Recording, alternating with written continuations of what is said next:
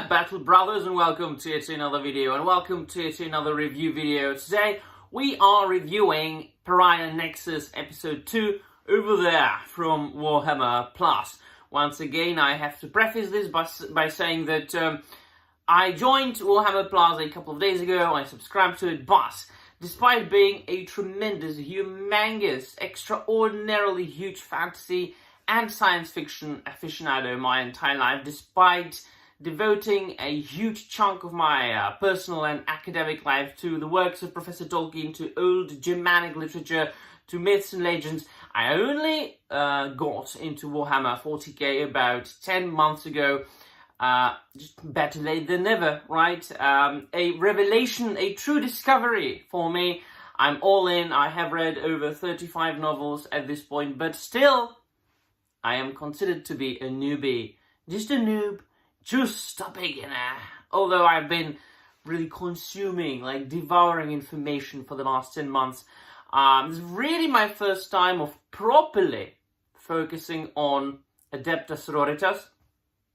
Can't wait for reading a novel about them. So if you are a Warhammer 40k fan and know more than I do, please do type in the comments down below a recommendation for a good Adepta Sororitas novel that I could read. And I promise I will get to it very soon because I've got the craving for reading a novel about the Sisters of Battle. However, this show, as I said at the beginning of my previous video, which was a review of episode 1, focuses on, a Sister of Battle and her Astra Militarum companion founding themselves on a shrine planet that has been completely destroyed by Necrons. Both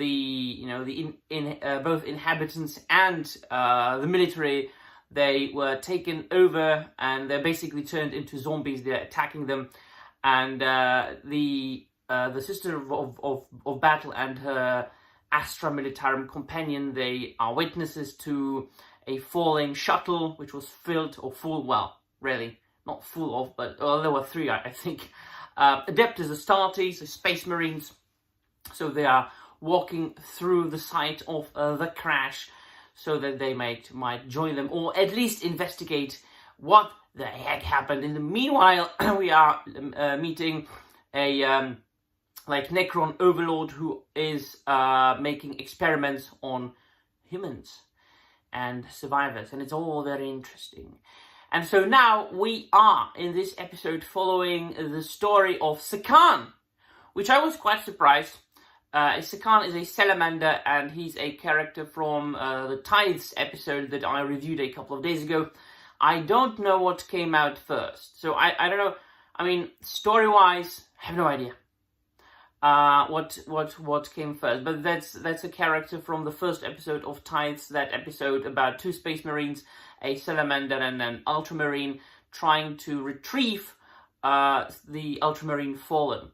But listen. Now that I'm mentioning it, this comes first chronologically as far as the narrative goes, because in the episode of Tithes, Salamander, the salamander called Sakan, he doesn't have an arm, and now here he still has an arm. So this comes before the episode, right? So we follow his story.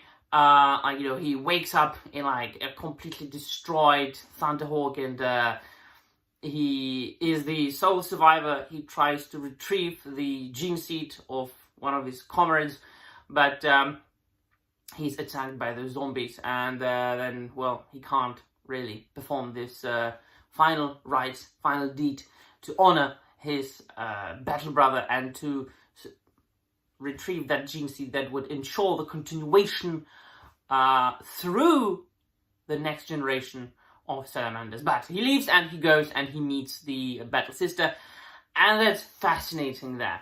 That it's really shown nicely, the chemistry between those 2 characters, and the fact that the battle sister is very much a zealot in this way, and that she has been affected a lot by the destruction of this shrine world, and that she has become sour and that she doesn't even want to, because he encountered a couple of survivors, human survivors. He takes them with him. A good space marine, all for the inhabitants of the Imperium. He takes them with him and he protects them, and she just doesn't trust them. She just wants to like leave them be, because she said, they will be tainted the same way those other zombies were tainted. And of course they get attacked by the Necron assassin that has been pursuing that battle sister in the first episode.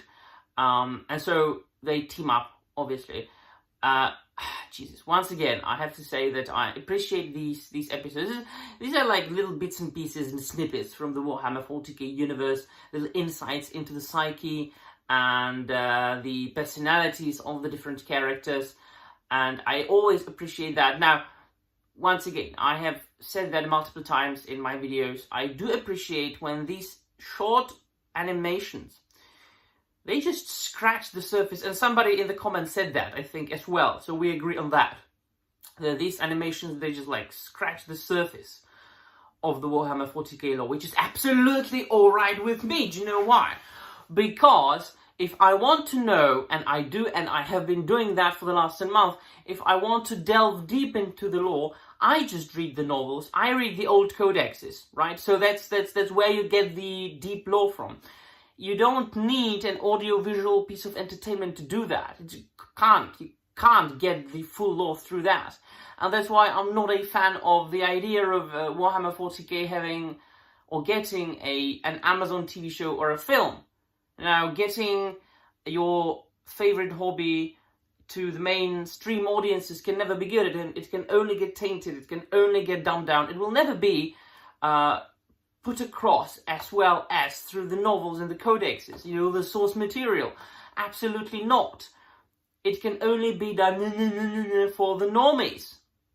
I don't care about the normies. I don't care about going to cinema to watch a Warhammer 40k film. I don't care about putting on Prime and watching, Henry Cavill living his life dream. I don't really care about that. I just want to enjoy the lore as it was always intended. So I'm fine with this. I'm fine with these short animations being just 20 minutes of like entertainment to just watch.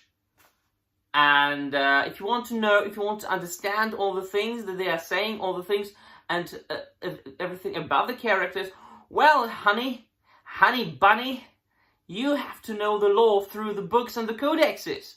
So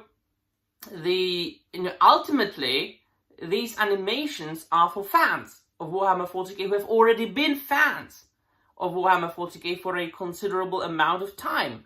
I am fine with that. It's actually preferable this way. Absolutely preferable. So, love this. Can't wait to see and review the third episode. Let me know in the comments down below what you think. And that'll be all. Thank you very much for watching. And remember, the Emperor protects.